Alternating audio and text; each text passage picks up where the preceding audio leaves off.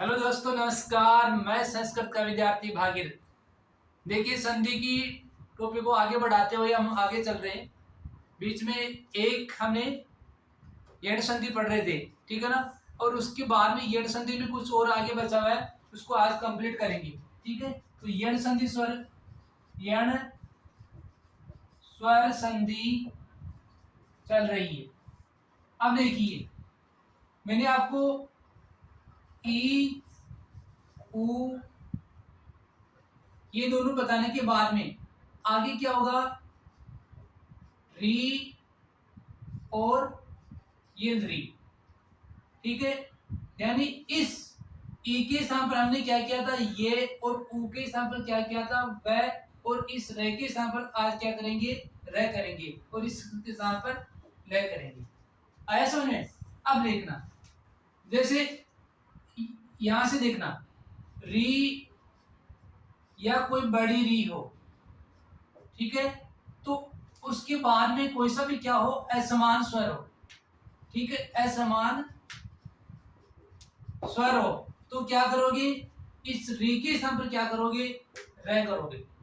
ठीक है, क्या करोगे, रे करोगे। देखो कैसे करोगे, आपको ये उदाहरण आए समझ में आएगा तभी करोगे। जैसे मान लो एक उदाहरण है, जैसे पितृ प्लस उपकार है। ठीक है, यहां पे देखना, ये री है, इस री के स्थान पर हम क्या करेंगे, सिर्फ रे करेंगे।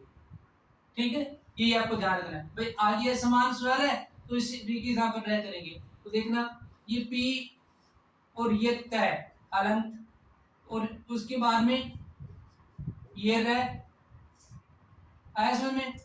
उसके बाद में क्या लिखा हुआ है, उपकार लिखा हुआ है। अब देखना, ये तय और ये रे, ये दोनों मिलके एक शब्द बनता है। क्या बनता है, ये त्रय बनता है। तो देखना, पी और ये क्या हुआ, त्रय हो गए। अब इसमें यदि ऊ आगे स्वर है तो ये स्वर इसमें मिला दो, ऊ को। आगे समझ में। फिर आगे सेम का सेम, तो क्या हो जाएगा, पितृकार है। आगे समझ में। ऐसे ही एक उदाहरण और देखना, जैसे मान लो मातृ प्लस आ गया। देखना, यहां पे री, और इस री के स्थान पर हमने क्या किया, रे किया। ये मां और ये तय और ये रे, और उसके बाद में आ गया का आ गया सेम। अब इन दोनों के स्थान पर क्या हुआ, ये त्रय। तो देखना, मां, ये त्रय पूरा लिख लेंगे तो, और ये आ इसमें जुड़ जाएगा, तो क्या हो जाएगा, मात्रा ज्ञान। है समझ में। ये सिंपल सा उदाहरण है। उसके बाद में आगे देखना, ये क्या होगा, री, ये री, री या री, ऐसा होता है कि री, बताया मैंने आपको, कभी नहीं बताया, क्योंकि इसका दीर्घ नहीं होता है भाई, इसका दीर्घ नहीं होता है, बड़ा नहीं होता है ये री। ठीक है, इसमें जरूर होती है लेकिन उसमें नहीं होता है, ध्यान देना, इसमें सिर्फ री रहता है। जैसे मान लो री प्लस आकृति ही, क्या लिख दिया मैंने, री प्लस आकृति ही। तो यहां पे देखना, ये जो री है, इस लय के स्थान, किसके स्थान पर, इस री के स्थान पर हमने क्या किया, लय किया, ये रहा। ठीक है, अब देखना, इसके स्थान पर लय किया है तो ये सब पूरा हट गया, तो सिर्फ यहाँ पे क्या क्या, लय हलंत वाला, इसमें आ जोड़ेंगे तो लाभ पूरा। ठीक है, उसके बाद में कृति, तो क्या शब्द बन गया, लाकृति। आए समझ में, अरे समझ में आ रहा है। इसी तरह इसके और उदाहरण हो सकते हैं। तो यहां तक ये आपको पूरा कंप्लीट समझ में आना चाहिए। तो आज ये आपकी यण स्वर संधि कंप्लीट होती है।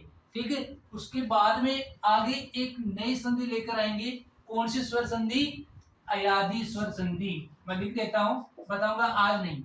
अयादी स्वर संधि। ठीक है, तो ये संधि के लिए अपन एक नया वीडियो लेकर आएंगे। तब तक आपको ये यण संधि अच्छी तरह से आपको याद करनी है। ठीक है, और ज्यादा से ज्यादा इसके आप उदाहरण कीजिए। जितने आप इसके उदाहरण को सोल्व करोगे आसानी से ये चीजें समझ में आती रहेगी। ठीक है ना।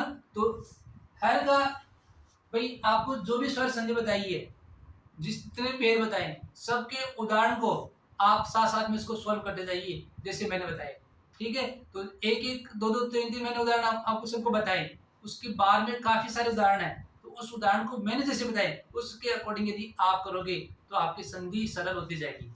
यदि संधि का टॉपिक अच्छी तरह से समझ में आ गया, ठीक है, तो बाकी उसके बाद में सारे टॉपिक अच्छी तरह से आपके समझ में आएंगे। ठीक है, क्योंकि संधि अच्छी तरह से आएगी तभी आपको क्या आएगा भाई, उपसर्ग आएगा, उपसर्ग आएगा।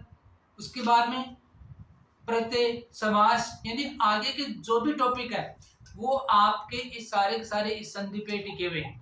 तो इस संधि को अच्छी तरह से जितना पढ़ लोगे तो बाकी टॉपिक व्याकरण के, ग्रामर के सारे टॉपिक समझ में आएंगे। ठीक है, तो यहाँ तक सबको कंप्लीट हो जाना चाहिए। और इस वीडियो को यानी जो चीज आप क्या करें, लाइक और शेयर और सब्सक्राइब जरूर करें। ठीक है ना भाई, इतना तो कुछ बनता ही है, आपके लिए इतनी मेहनत कर रहे हैं तो कुछ तो बनता ही है उसके लिए।